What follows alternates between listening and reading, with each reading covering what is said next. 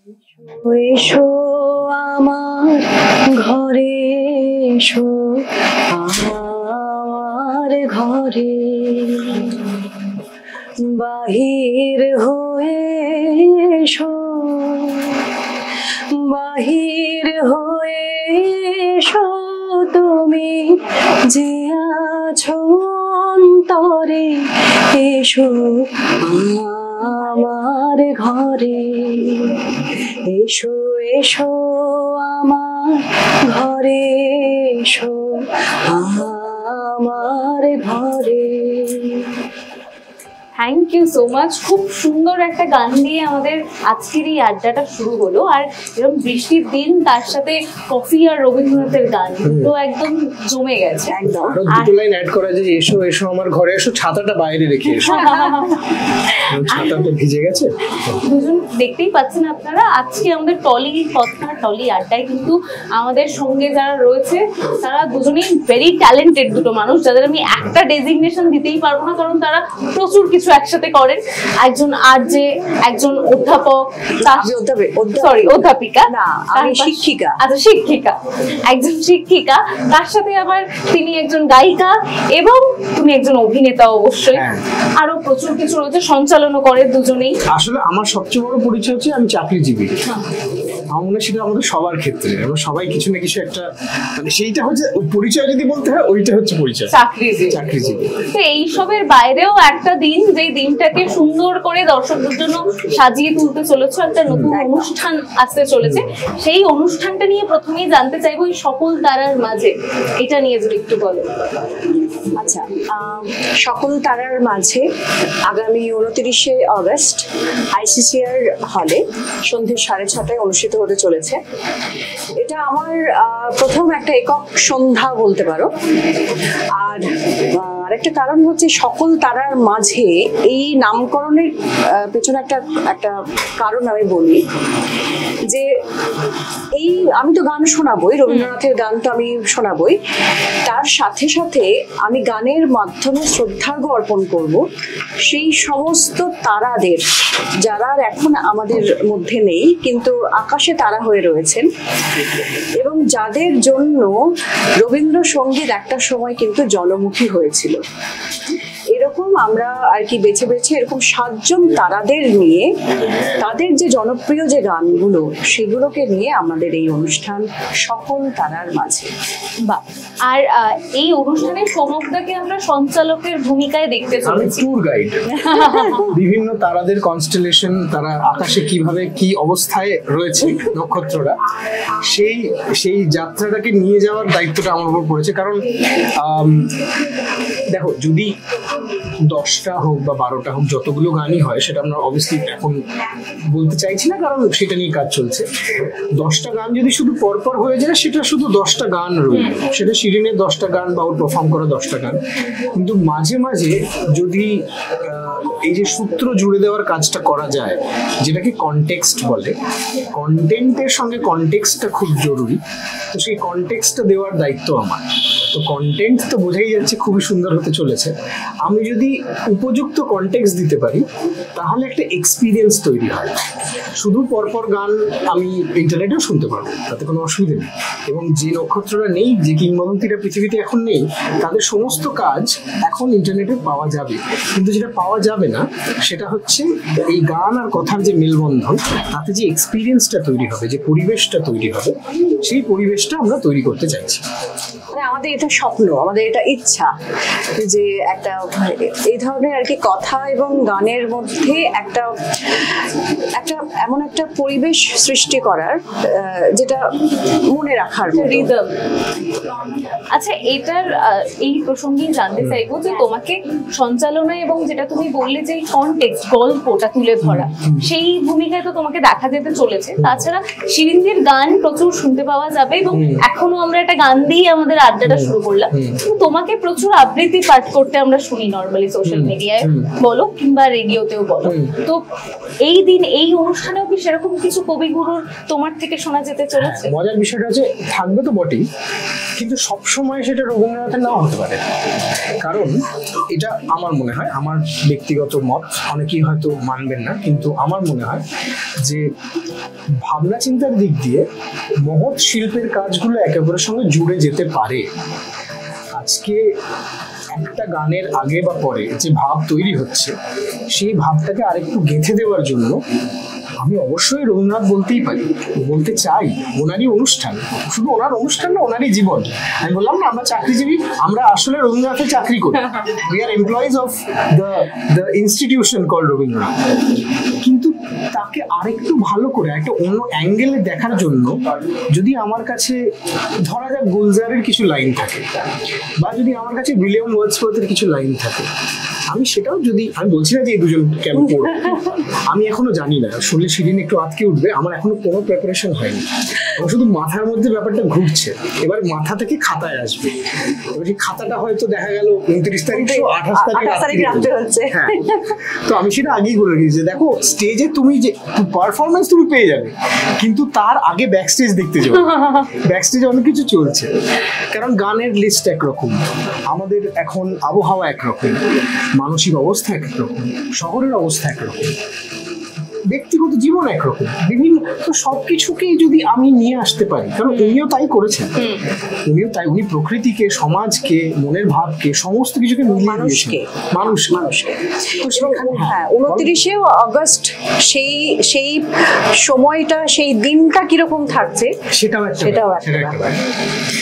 এইটুকু বলতে পারি যে আমরা এমন চেষ্টা করছি যে অনুষ্ঠানের মাঝে আপনার ফোন ঘাটতে ইচ্ছে করবে না, অন্তত এইটা হচ্ছে আমাদের এরিয়া। একবার মনে হবে যে না, ঠিক আছে, দেখি কটা মেসেজ এলো, সেইটা হয়তো হবে না।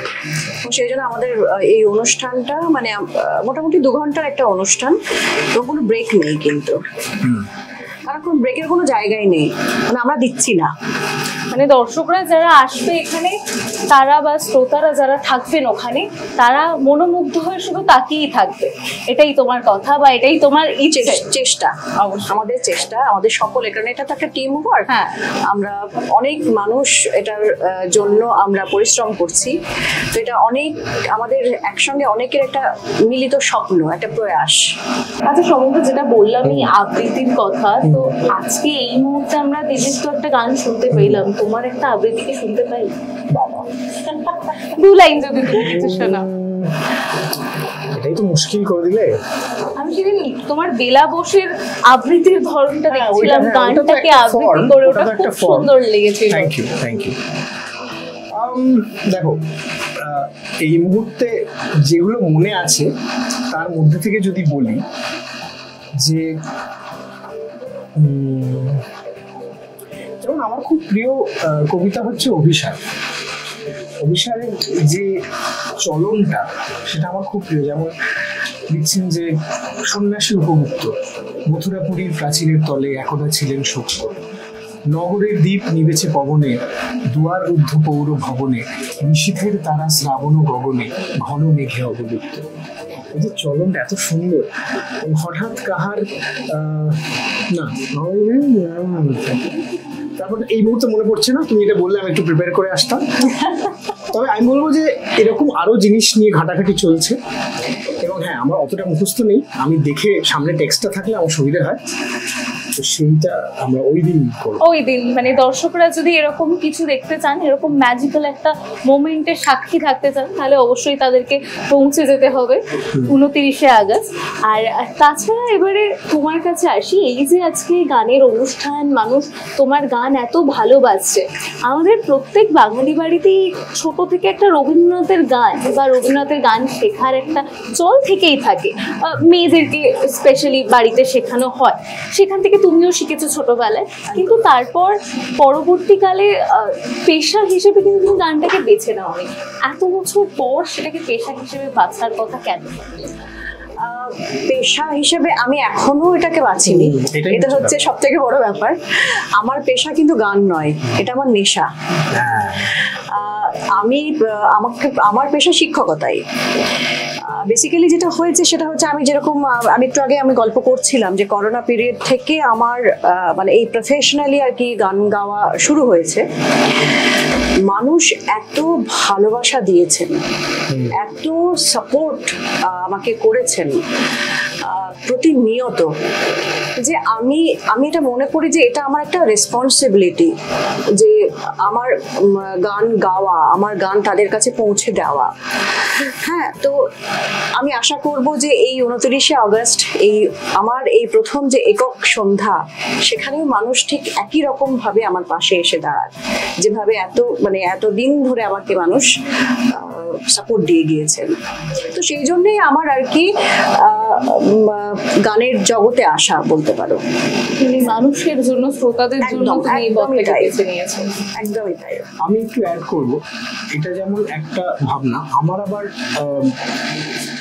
একটা বড় জায়গা হচ্ছে যে আমার নিজের একটা আনন্দ আছে কিছু পড়তে বা কিছুর মধ্যে ঢুকতে, সৃষ্টি সুখের উল্লাস যে কথাটা আছে, ওর মধ্যে যে মজাটা, আমার মধ্যে মজাটা যদি তৈরি হয় তবেই সেটা হয়তো আরো মানুষের মধ্যে সঞ্চালিত হবে। এটা হচ্ছে আমার ধারণা। যেমন একটা গান মনে পড়ছে, যেটা আমি যদি পাঠ একটু পড়ে বলি, যে ওনারই গান, যে কি সত্য সকলই সত্য, হে আমার চিরভক্ত, মোর নয়নেরও বিজুরি উজড়ো আলো, যেন ঈশান কোণে ঝটিকার মতো কালো। হ্যাঁ, উনি নিজের মধ্যেই দেখছেন যে বিশ্বের বা এই পুরো সমাজের বলো বা এই জগতের বলো যে সৌন্দর্য, সেটা উনি নিজের মধ্যেই উপভোগ করছেন। সিমিলারলি তিনি যখন লিখছেন যে আকাশ ভরা সূর্যধারা, বিশ্ব ভরা প্রাণ, তারই মাঝে পেয়েছি মোর স্থান, বিস্ময়ে তাই জাগে, যে এই একটা কর্মকাণ্ডতে যে আমি থাকতে পেরেছি, সেটাই আমার আনন্দ। তো সেটা একটা ইন্টারনাল, কি বলবো, it's from the personal to the universal. তো আমার এই দিকটা খুব ইন্টারেস্টিং লাগে। এই সৌভাগ্যের সূত্র ধরে আমি বলি যে আমি যখন গান গাই, আমি কিন্তু সেইভাবেই আমি গাই, মানে প্রত্যেকটা গান, মানে আমি কথার কথা বলছি, এই যে আজকে যখন আমাদের এই ছোট্ট এই যে অনুষ্ঠান, এই আড্ডাটা, আমি কিন্তু চাইলে অন্য যে কোনো গানই গাইতে পারতাম, কিন্তু আমার মাথায় কিন্তু অন্য কোনো গান এলো না, কারণ গান তো একটা এক্সপ্রেশন। হ্যাঁ, আমি যেটা হৃদয়ে যেটা উপলব্ধি করছি, সেটারই বহিঃপ্রকাশ যদি আমি করতে পারি, তবেই আমার মনে হয় সেই গানটা অন্যদিকে যে মানুষ যারা শুনছেন তাদের হৃদয় অবধি পৌঁছবে। আমি যদি হৃদয় দিয়ে না গাই, তাহলে তাদের হৃদয়টাকে স্পর্শ করবে কি করে? আচ্ছা, তোমরা দুজনেই লাইভ পারফরমেন্স করো এবং তুমি রেডিওতেও থাকো, প্রচুর শ্রোতা পাও, তুমিও যেটা বললে যে শ্রোতাদের জন্যই গানে আরো এগিয়ে যায়। তো তোমাদের ক্ষেত্রে কখনো এরকম কোনো রিয়াকশন পেয়েছো কোনো শ্রোতা থেকে, বা লাইভ কোনো পারফরমেন্স চলাকালীন যেটা তোমরা কখনো ভুলবে না, বেশ মজার অভিজ্ঞতা হতে পারে বা মেমোরেবল, সেটা যেটা তোমরা পরবর্তীকালে সেটা মনে রেখেছো? বিরাট প্রশ্ন। এরকম আসলে অনেক মুহূর্ত রয়েছে যেগুলো কখনো ভোলার নয়। তুমি বলো। হ্যাঁ, এটা খুব বেশি দিন আগেকার ঘটনা নয়, সেটা হচ্ছে একটি অনুষ্ঠানে আমাকে একজন শিল্পীকে, আমি বলে দিচ্ছিলাম, চন্দ্রবিন্দুর একটি অনুষ্ঠান ছিল, তো চন্দ্রবিন্দুকে স্টেজে ডাকার দায়িত্ব আমার। এবার চন্দ্রবিন্দুকে আমি নতুন করে কিভাবে ডাকবো? হ্যাঁ, মানে আমি কি বলবো যে অন্যতম শ্রেষ্ঠ, সবাই জানে অন্যতম শ্রেষ্ঠ গান, পরিচিতি সব। তো আমি কি করলাম, আমি একটা চিঠি মতন লিখে নিয়ে গেছিলাম, যেখানে কিছু কিছু শব্দ সেগুলো ওদের গান থেকে নেওয়া, সেটাতে খুব একটা হাততালি পেয়েছিলাম। এবং সামনে কিছু সেলিব্রিটিরা ছিলেন, কিছু অভিনেত্রী ছিলেন, যারা আমার খুব বন্ধুস্থানীয়। তারা বললে যে অনেকদিন পরে একজন সঞ্চালকের কথা, যেটা হয়, সঞ্চালক তো কি আসলে বলে দিচ্ছি, দেখো, সঞ্চালক হচ্ছে একটা অ্যাড ব্রেকের মতো। আমি নিজে সঞ্চালক হয়ে বলছি, যারা সঞ্চালক হয় তারা জানেন, তুমিও জানবে, যে শিল্পী যখন গ্যাপ নেবে বা শিল্পী দেরি হচ্ছে আসতে, বা উনি ভুলে গেছেন বা কিছু একটা হচ্ছে, তখন সঞ্চালককে অডিয়েন্স বলে কিছু নেমে যাও, অডিয়েন্সের মাঝে নেমে যাও। আমরা হচ্ছে অ্যাড ব্রেক। কিন্তু এটাও আমি যখন রেডিও করা শুরু করি, আমার যিনি শিক্ষিকা তিনি আমায় বলেছিলেন যে an RJ is an accident, তোর জার্নিটা হচ্ছে অ্যাক্সিডেন্ট থেকে হ্যাবিট তৈরি হতে হবে। এইটা হচ্ছে তোমার কাজ, সঞ্চালকের কাজও তাই। সে একটা বিরতি থেকে সেটা অভ্যেসে পরিণত হতে হবে। সে যতবার ফেরত আসবে ততবার তাকে নতুন কিছু দিতে হবে। তো এই নতুন কিছু দেওয়ার তাগিদে ওইরকম একটা জিনিস করেছিলাম। তো উনি আমায় বলেছিলেন যে প্রথমবার মনে হচ্ছিল যাতে সঞ্চালনটা আরেকটু বেশি হোক, গানটা একটু পরেও শুনি। তো এটা আমার কাছে একটা বড় পাওনা। এরকম নানান অভিজ্ঞতা হয়েছে, নানান মানে প্রতিনিয়ত মানুষের থেকে, আমার যারা শ্রোতা, যারা আমাকে শোনেন বা দেখেন, তাদের থেকে ভালো ফিডব্যাক বা ইম্পর্টেন্ট ফিডব্যাক, ক্রিটিক্যাল ফিডব্যাকও পেয়েছি। আমার জীবনে ফিডব্যাক লুপটা খুব ইম্পর্টেন্ট। মানে আমি একটা জিনিস পোস্ট করলাম বা কিছু একটা করলাম, তাৎক্ষণিক যে আমি ফিডব্যাক পেলাম সেটা আমি একটু মিলিয়ে দেখি। ধরো তুমি আমাদের 29 তারিখ যে অনুষ্ঠান হচ্ছে সকল তারার মাঝে, ধরো তুমি এলে, তুমি অনুষ্ঠান দেখলে, তুমি আমাকে বলে আচ্ছা সুমন্ত আমার না এই জিনিসটা ভালো লাগে। আচ্ছা, এবার আরো 4-5 জন যদি আমাকে ওই একটা টপিকে বলে, আমার পরের অনুষ্ঠানে সেটা আমার চেঞ্জ হয়ে যাবে, আবার ওটা নতুন কিছু হবে, আবার ওখান থেকে যে ফিডব্যাক পাবো আমি দেখবো 5টার মধ্যে 3টে কোন দিকে যাচ্ছে সেটা। তো এই ফিডব্যাক লুপটা, এটা আমি ইনফ্যাক্ট সবাইকেই বলি যারা সঞ্চালনা করেন, যাদের কথা বলা কাজ। অবশ্যই সঙ্গীত শিল্পীদের বলতে পারবো না, ওটা তো একটা অন্য, আমি ওখানে ঢুকতেই পারছি, আমি দরজায় দাঁড়িয়েছি। কিন্তু সঞ্চালনার কাজে যারা আছেন, যারা বাচিক শিল্পী, যারা কথা দিয়ে কাজ করবেন, তাদের এই ফিডব্যাক লুপটা থাকা দরকার। এখানে কোনো খারাপ লাগার বিষয় নেই। দেখো, যে দর্শক সে খারাপ বলবে, তার অধিকার আছে খারাপ বলার। সে টিকিট কেটেছে, সে সময় বার করেছে, সে এসে বসেছে, তার জীবনে অনেক কিছু চলছে, তার কোনো দায় নেই। আমি বারবার বলি, দর্শকের কোনো দায় নেই। দায় হচ্ছে যারা হল ভাড়া করে, বাবু একটু এসো, একটু গান শুনে যাও, একটু দেখে যাও, সঞ্চালনা, দায় তাদের। আমি অনুষ্ঠান তবেই যদি ভালো করতে পারি, সেইটা সম্পূর্ণ দায়টা আমার। হ্যাঁ, তো সেক্ষেত্রে এই ফিডব্যাক লুপটা জীবনে থাকা খুব ইম্পর্টেন্ট। এবং এটাও ব্যাপার আছে যে সব ফিডব্যাক দেওয়াটাও একটা আর্ট, সবাই ফিডব্যাক দিতে পারে না। হ্যাঁ, সেটা যেন পজিটিভ হয়, তাই না? পজিটিভ বা ক্রিটিক্যাল, তার মধ্যে একটা ওয়েট থাকে। হ্যাঁ, অনেকে আবার ফিডব্যাক দিতে গিয়ে অপমান করে দেয়, আমি আবার সেগুলো গায়ে মাখি। আমার এদিক দিয়ে খুব মোটা চামড়া, আর এটা দরকার। মানে তোমার যদি পারফরমেটিভ আর্টে থাকতে হয়, তোমার মোটা চামড়া না হলে চলবে না। তো এই হচ্ছে বিষয়। অনেক কিছু উল্টো পাল্টা বলে ফেললাম, প্রশ্নটা ভুলে গেছি। না, আমি তোমাকে এরপরে মানে তোমাদের দুজনের থেকে এটা জানতে চাইতাম, যেহেতু তোমরা দুজনেই সঞ্চালনার সাথেও যুক্ত আছো, তুমিও সঞ্চালনা করো, তাই আমি তোমাদের দুজনের থেকেই জানতে চাইতাম যে আমাদের দর্শকরা যারা রয়েছেন, যারা সঞ্চালক হতে চান, বা আমার ক্ষেত্রেও একটু যদি তোমাদের থেকে ভয়েস মডিউলেশনের বা এই সঞ্চালনার যে টিপসগুলো তুমি দিলে সেগুলো পাওয়া যেত, সেগুলো না চাইতেই অনেক কিছু আমরা শুনতে পেলাম। আমি বলছি মডিউলেট করো না, এক্সপিরিয়েন্স করো, এক্সপ্রেস করো। হ্যাঁ, এক্সপিরিয়েন্স। মানে ধরো একটা জায়গায়, আমরা তো একটা স্পেসে কাজ করি, একটা জায়গা, সেটা ঢুকেই আমার কি মনে হচ্ছে সেইটাকে ধরে রাখা খুব দরকার। ধরো তুমি একটা অনুষ্ঠান শুরু করার আগে কিছু একটা ভেবে এসছো যে আমি আজকে এইভাবে শুরু করব, সেটা তুমি 10-12 বার ঝালিয়েছো, একদম ঝরঝরে মুখস্থ হয়ে গেছে, টানা 15 মিনিট তুমি বলতে পারবে, গিয়ে দেখলে পরিস্থিতি পাল্টে গেছে। যেটা লাইভ মাধ্যমে যারা কাজ করেন, সেটা টিভি রেডিও তো হতেই পারে, বা যারা অনুষ্ঠান করে, এমন অনেক সময় হয় যে শিল্পী গাইছেন, গাইতে গাইতে সেই মুহূর্তে কিছু একটা ঘটেছে শহরে বা দেশে বা সামনে, শিল্পী যদি সেটা ধরে নিতে পারেন, তাহলে সেই অনুষ্ঠানের ছাপ মানুষের মনে অনেক দিন থেকে যাবে। এটা একটা চ্যালেঞ্জের জায়গা, আবার এটা খুব রিওয়ার্ডিং আছে। হ্যাঁ, কারণ হচ্ছে যেটা সমকের যে কথাটা আমি বলবো, যে একজন শিল্পী তো শুধু শিল্পী না, একজন শিল্পী একজন মানুষ, এবং তার অনেক কি বলবো, তার অনেক দায়বদ্ধতা রয়েছে, তার অনেক, এবং আমরা মনে করি যে আমরা যারা শিল্পী হই, আমরা অনেক বেশি সেন্সিটিভ হই, অনেক বেশি সেন্সিবল হই। সুতরাং সেইটা আমাদের আর্ট ফর্মে যদি আমরা এক্সপ্রেস করতে না পারি, সেটা আমাদের ব্যর্থতা। ঠিক, সেন্সিটিভ হওয়া উচিত, একদমই তাই। আর ও যেটা বললো, সমক যেটা বললো যে সঞ্চালনা এই অনেক ছোট করে, আমি বুঝতে পারছি যে ও নিজেকে অত মানে ভীষণ হাম্বল ওয়েতে করে, কিন্তু আমি বলছি একজন সঞ্চালকের দায়িত্ব কিন্তু অনেক। ও যেটা বললো যে এক ব্রেকের মতো, আমি বলবো কিন্তু সঞ্চালকের কাজ, মানে সঞ্চালকের ভূমিকা অনেকটা এক পশলা বৃষ্টির মতো। হ্যাঁ, আমার কাছে কিন্তু এরকমই, এবং একটা অনুষ্ঠানকে একটা সুতোতে বাঁধা সেই কাজটা কিন্তু সঞ্চালকের। মানে এক পশলা বৃষ্টি হয়ে যাবে, পলিউশনটা কেটে যাবে, তুমি দেখবে তুমি বসে আছো সকল তারার মাঝে, ভিজিবল ক্ল্যারিটি। একদম। সুতরাং এই যে সকল যে তারা, আমরা যে 7 জন তারা যাদেরকে আমরা ট্রিবিউট করছি, এই তারাদের সঙ্গে যে মানে একই সূত্রে যে গাঁথার কাজটা সমকের, আর এই তারাদেরকে সম্মান জানানোর যে কাজটা সেটা আমি করছি। আর আমি এটা বলবো যে এই যে সকল তারা, রবীন্দ্রনাথ যদি আকাশ হয়, মহাকাশ হয়, সেই মহাকাশে এই সমস্ত কিংবদন্তি শিল্পী যেরকম হেমন্ত মুখোপাধ্যায়, সাগর সেন, দেবব্রত বিশ্বাস, চিন্ময় চট্টোপাধ্যায়, সুচিত্রা মিত্র, কণিকা বন্দ্যোপাধ্যায় এবং সুমিত্রা সেন, এই 7 জন কিন্তু তারা হয়ে রয়েছেন। এবং আমরা যখন আজকে রাতের আকাশ দেখি তখন কিরকম মনে হয় যে তারা ভরা একটা আকাশ। তো আমাদের প্রয়াস হচ্ছে এটাই যে এইরকম একটা রাতের আকাশ, যেখানে আকাশ হচ্ছে রবীন্দ্রনাথ এবং 7 জন তারা, এই নিয়ে আমাদের অনুষ্ঠান সকল তারার মাঝে।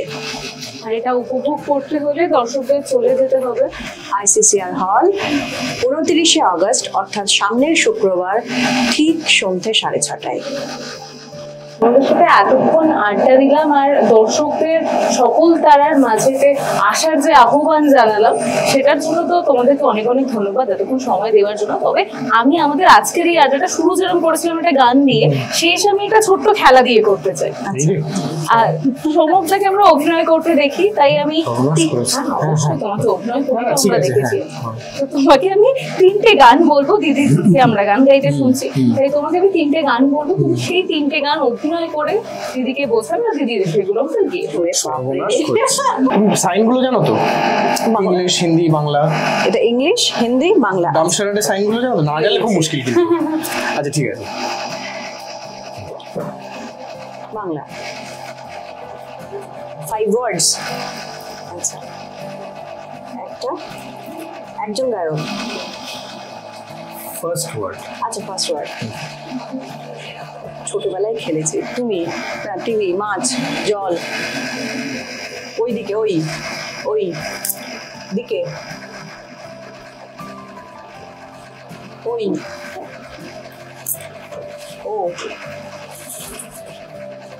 ও বলো ফার্স্ট ওয়ার্ড। সেকেন্ড ওয়ার্ড কি?